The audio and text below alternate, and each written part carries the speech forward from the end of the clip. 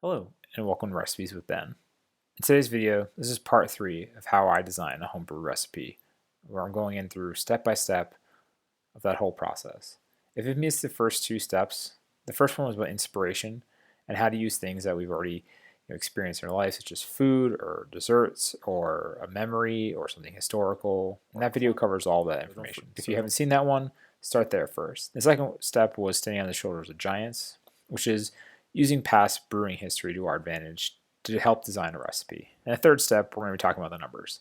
So this is all the numbers that you need to try to hit when you're designing your recipe.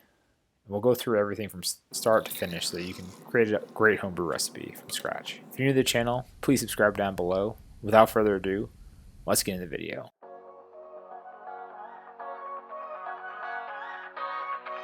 When talking about the numbers we need for brewing, there are several numbers that we need to have before we can actually start brewing that inspired batch of beer. The first is the target alcohol by volume that we want to make our beer. The ABV will help determine and guide us towards our target original gravity, and based on the yeast strain that we choose and that yeast attenuation, it will help determine our final gravity. If we are targeting a 5% ABV Pilsner that were inspired from the last video, and that yeast has an attenuation of say 70%, after playing with the numbers a bit, we can find that we need an original gravity of 1.055, and now with the 70% attenuation, we would get our final gravity of 1.016. Before we can determine the amount of grain that we need to hit our original gravity of 1.055, and we'll need to know our brewhouse efficiency to get that number. And the brewhouse efficiency is how much sugar we can extract from the malt that we've chosen. On a good day, on my system, I can get up to about 70% efficiency. In other brew systems, can range anywhere from the low 60s up to the high 80s or 90s. It just depends on what system you're using. This efficiency will help calculate how much malt we will need to hit our target original gravity. And other numbers we'll need along the way for the brewhouse efficiency is the amount of wort that we collected in the fermenter.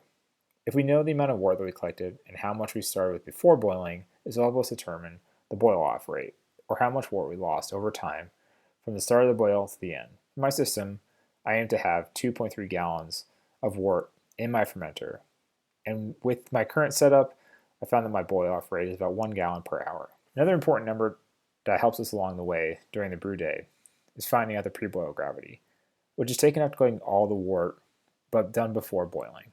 For a brew in a bag, this is after we remove the rain bag from the kettle and allow all that wort to drain into it, and then we can take the reading. For a 3-vessel system, this is done after we sparge. The pre-boil gravity combined with the pre-boil volume will allow for us to determine the pre-boil efficiency or how effective the mash was at converting the starches into sugar. Based on my brewing system, I need typically 3.3 gallons of wort. I would be targeting a pre-boil gravity of 1.042 to hit that desired 1.055 after boiling for 60 minutes. Okay, I know it maybe feel like we're working backwards, but now it's time to talk about them all. Based on my experience, my brewhouse efficiency is somewhere between 65% average, and it can be as low as 60% or as good as 70%. So if I want to hit 1.055 original gravity, I would need about 5.3 pounds of Pilsner malt. And now this, again, based on your efficiency, this amount can be increased or decreased based on your setup. Now that we have the malts, let's talk about hops. For a Pilsner, I've chosen to use a German hop variety for this example, and that will be Hellertau Herbrucker. And if we add this at the beginning of the boil, and we had 1 ounce of that, for a 60-minute boil, that gives us about a 36 IBU. Just know for hops, this is a complex topic, but in general, the longer you boil them, the more bitterness they impart on the final beer.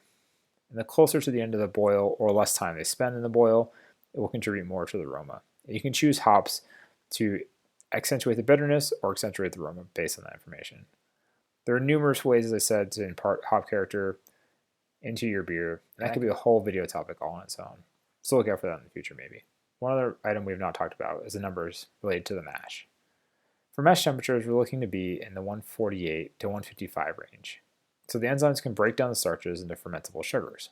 In the higher temperature range, it won't break down as fully and will leave some residual complex sugars, which will lead to a fuller mouthfeel beer and be slightly less fermentable, which could also lead to the final beer being a little bit sweeter.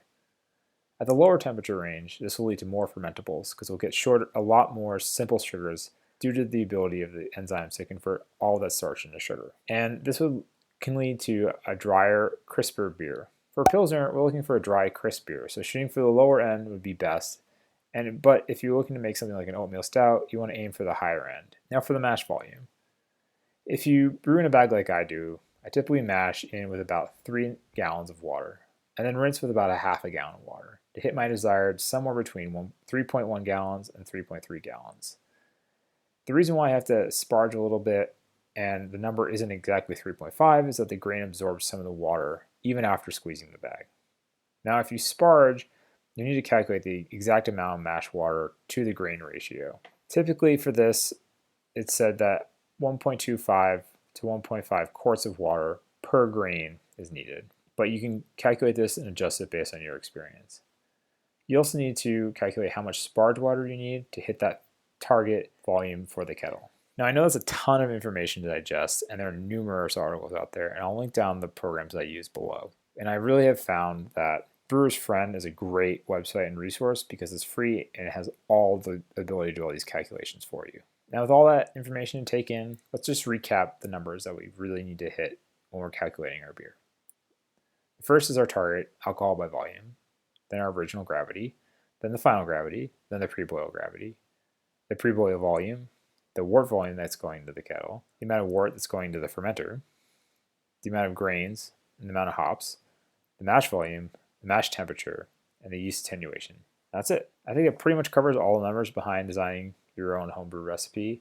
If any of this was helpful, please smash that like button. And if you're new to the channel, please subscribe so you don't miss part 4 of this series coming up in the future. Thank you so much for watching, and I'll catch you in the next video.